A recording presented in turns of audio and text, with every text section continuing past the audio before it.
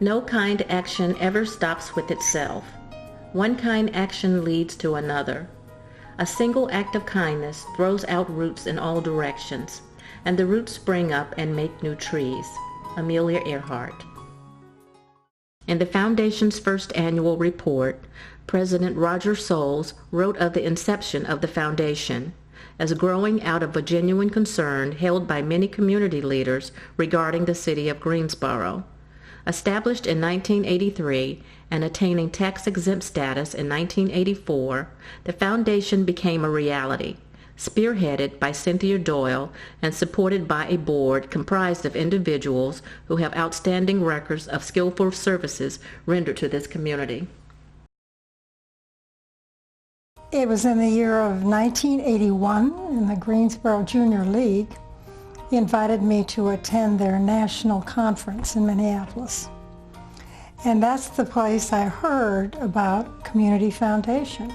And over, during that process, the presenters and in the breakout sessions, so many of these women from all over the country were talking about the advice, the planning, the funding, the guidance that they were receiving from their community foundations. So it was a very intriguing idea, and I thought about it all the way back home on the airplane. And when I came home, I immediately went to see Dave Atwood.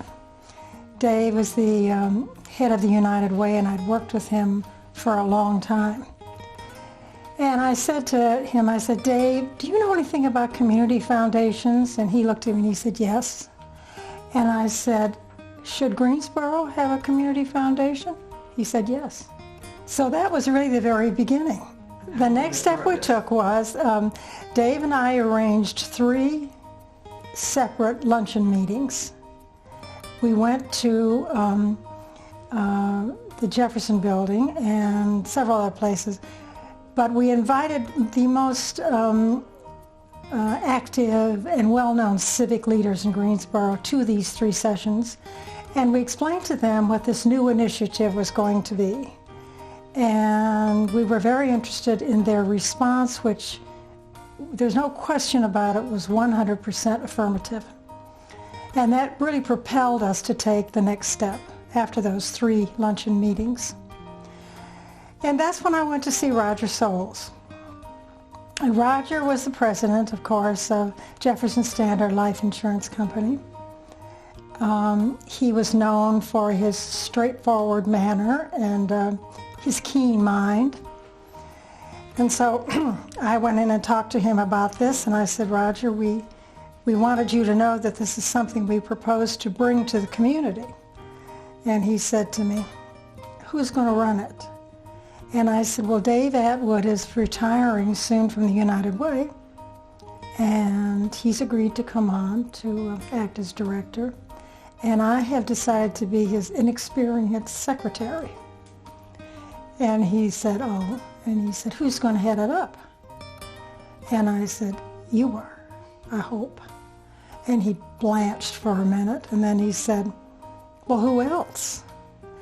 And I said, well, to begin with, we have to start with an attorney, which is Thornton Brooks, a banker, Jim Melvin, a well-known businessman, Vic Nussbaum, and a very well-known and respected community volunteer, Joan Bleetenthal. And David and I will help you fill out the other memberships and appointments to the board of directors. And he said to me, anything else? And I said, yes. I just wonder, I'm looking around in this beautiful building, and I'm wondering, would you possibly have a room we could use for an office with, you know, just 1 desk and 2 chairs? And he kind of frowned, and he stood up, and he said, I'll let you know. And when I got to the door to walk out of his office, he said to me, do you realize how much money you have to raise to keep the principal intact and have any money to spend? And I said, yes. And he said, how much? And I said, a lot. And then he smiled, and I left the office, and that was the beginning. We had our first meeting together at the Jefferson Building. Our first address was room 232 in the Jefferson Building, which was a very prestigious address. And I have to say that from that day on, Roger had and inspired everybody else to have a very dedicated sense of purpose to see to it that this new enterprise was built on a very strong foundation itself. Well, I just remember Cynthia catching me at the grocery store and saying, "I've got another idea." I said, "Oh God, what is it now?" And anyway, we started talking about the idea of this foundation, and she just knew that was the time, and she said, "You just have to be involved in this." So I became involved. She initiated it, and it was really very interesting, but it was certainly no easy sell. Of course, it went very slowly for quite a while, but Cynthia has always managed to find the right people to get involved with her. When she's done so many, she's been responsible for so many organizations coming into being here in Greensboro. I mean, if you ran a list of the important organizations that dealt with human needs, you would find out that Cynthia had initiated most of them. And when you think about how we started out, when we were giving very small amounts of money, and that was over what seemed like a long period of time. I guess it really wasn't that long a period of time, but if we gave $5,000 to somebody, that was really an enormous grant.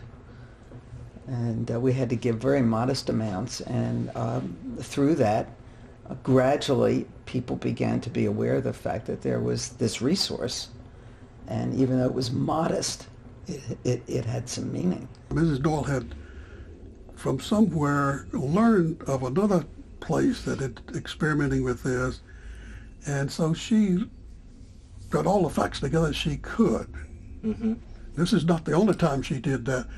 She was very good at creation of things. It still is, I suppose. And she spread the word. I remember that Thornton Brooks was very much involved, devoted a huge amount of time to this. Very much. And Roger Souls was involved. I've got a picture somewhere of the people who were the original board. Directors. I'm on there because I was on the original board, but I was not the driving force behind that. Thornton Brooks and Cynthia Doyle, I would say, were probably more than others. But it's been a sort of blessing for the town because that effort has resulted in that foundation growing more and more, and it's serving an important role in town. It just sounded like a good idea. It's something I have never had I've never worked with. In fact, I didn't even think of a foundation for my family at that point. But it is done well. It's a wonderful project to have, and as you well know, it's grown immensely, particularly since Walker's been here. And the Community Foundation filled that void. It, as you know, it's a receptacle for gifts from people that have a particular interest, and they don't want to make a single gift be spent in 1 or 2 years. They would like to provide continuing support of a matter of an area of particular interest over many years. And so it's so simple for a family that wants to get something done over a long period of time to do that through the Community Foundation. My interests early on were in human needs and education. It was trying very hard to be inclusive and to make sure that it looked at the basic needs of the community, and that it would try hard to fill in those gaps that other foundations had not looked at. And it was one that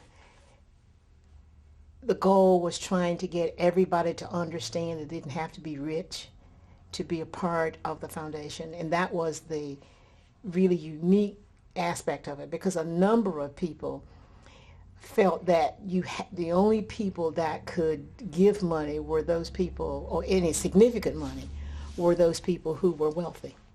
I am so proud of the foundation. It has delved into areas that other foundations would never have delved into. And I think it has taught the community at large a good lesson about giving and how you can give, and that you can also give in so many different kinds of ways. And more importantly, getting the younger group of people involved that were not included in the original board, because it shows that the vision is there, and because you wanted to continue and go on and on. But I just think it's wonderful. I know that there are always the naysayers, no matter what it is that you're trying to do. But in the last 15 years, maybe, there have been people who have come up with ways to promote this community into the future, and they have been successful.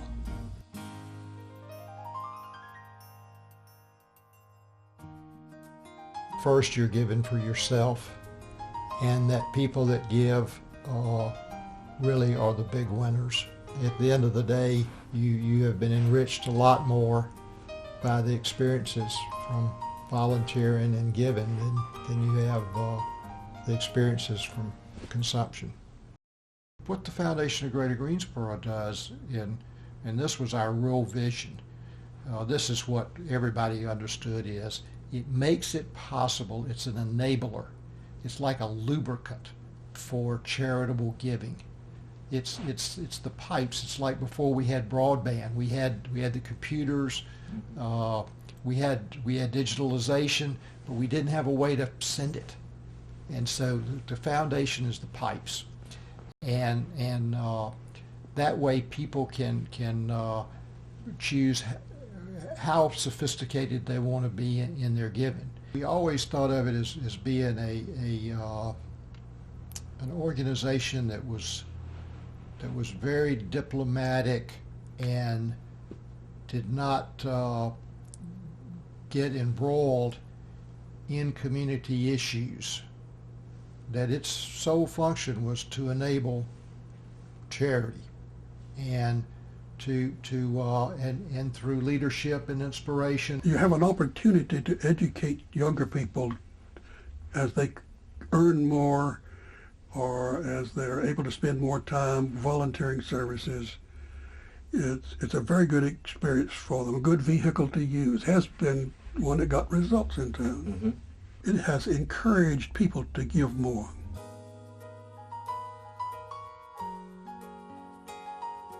Philanthropy in this community has been the key. The generosity of the people in this community, the reception of new ideas, in my experience, new initiatives, willingness to get in to the fray and make them happen, has been remarkable to me. And I can't imagine this community without that kind of interplay between ideas and those who will fund and work to make those ideas a reality. I think we need to continue to educate everybody in the whole community as to what the Community Foundation can do. And it's certainly, as I mentioned earlier, it's a great convenience to have it available to create a fund, a personal fund, a family fund, without the responsibility of administering it, investing it, and handling it. So that if we, as a board, I think we should broaden, as we have been doing lately. The younger people are coming into it with the emphasis is made on young people, philanthropy groups getting together and being led by the Community Foundation. And that direction is one I think we ought to continue and expand as much as we can. A lot of people still are not aware of the Community Foundation and of use of it, and are not taking advantage of placing funds through that medium of philanthropy. Well, I would say to the folks in their 30s right now, get with it, join organizations that are out there for the betterment of the community, It's very rewarding to have a job like President of the Chamber of Commerce or the United Way.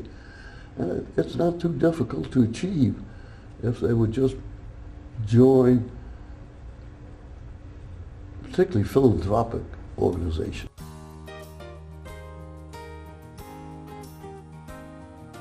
We are a great city, but we will be a better city when all of the people recognize their value, regardless to who they are, and give so that the whole community is better and better and better. Thank you.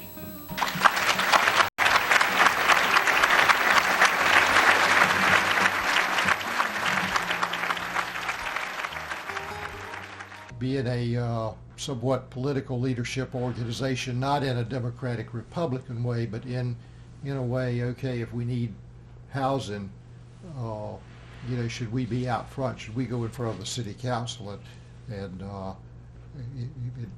no, we should be in the background. We should be the enabler, but we need to stay out of the politics. You're already involved in economic development. That's critical. You're involved in improving the public education system. That's critical. You collaborate with the United Way on things, and that's good. I would say you're doing a very good job, and you are identifying needs for the future, and you're going after it. Just keep that up. We need to continue to try to get the word out to families here in the community that the Community Foundation is a receptacle for funds. My feeling is there are a lot of people that are capable of doing something magnificent that just aren't aware that it's available to them. I would love to see them to continue to get younger people involved and not be stagnant, and to continue to do the good things that they're doing, but more importantly, and that is to always keep the foundation going with younger minds and new ideas coming on the board, rotating people on and off, and not having the longevity that would make people begin to feel that it's their board and not willing to share with others. But it has grown tremendously in the last 4 or 5 years to become a more diverse board, which is wonderful, because when I was on the board, there was not anybody else on the board that looked like me. And it's wonderful to see that there are other people on there that look like me on the board now. One of the key challenges is basic trust and understanding of individuals. Be the person black, white, or anything, unless you understand and trust that person, you can't move from one point to the other. And I think that is important. And I'd rather see that than anything else I know. And in order to do that, it means that you have to have direct dialogue with the person. You have to have direct relationships with a person. And the more we do that, the more we get together, the more we work together, the more we play together, the better it will be. The Community Foundation very, very definitely is an asset, tremendous asset to this area. Not just Greensboro, but the surrounding area. But I would say to the Community Foundation, be a little more confrontational. Be a little more challenging. Don't worry about just, we're in the business, we got to make everybody happy. And so what I say to the Community Foundation, don't try to please everybody. Try to identify where you think the real problems are and then go on after it.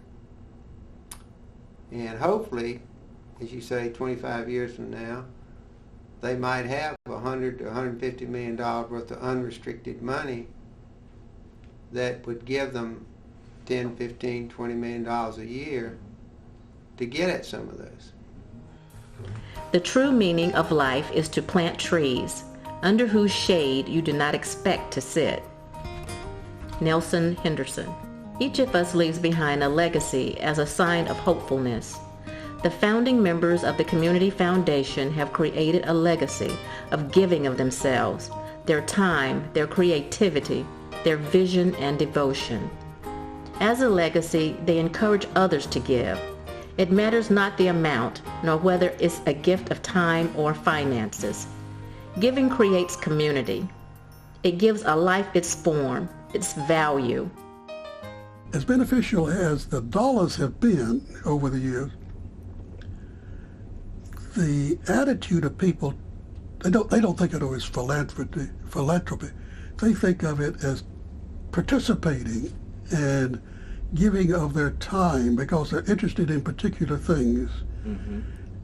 And that has more impact, I think, than the dollars that people give away.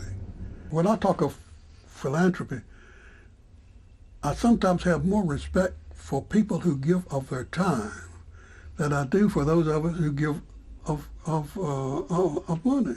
A board member of a foundation such as this, they have three responsibilities: is to give, or to get off. So the involvement in the community is a lot that same way, that we either give to the community or we get for the community and things we do for the community, or we better decide to move out and go somewhere else. You're a philanthropist, either voluntary or involuntary. Get involved, become a part of this community, live in the present and work towards the future, and give what you have to give of yourself, and you will be the winner. The business of giving, and when that I mean of what you have, and I'm talking about supporting with your money the things that are happening in a community. And an awful lot of people say, I just can't do it. I just can't do it. Well, everybody can do it. First fund that came in, I think, was in honor of Dr. Apple, who was a very well-known and respected radiologist here, by his wife in memory of him. The second one was also a widow, set up a fund at the foundation for her husband, Joseph Martin, who was a well-known businessman in Greensboro. Mm-hmm. And one of the earliest gifts who came to the foundation, and this is just between us,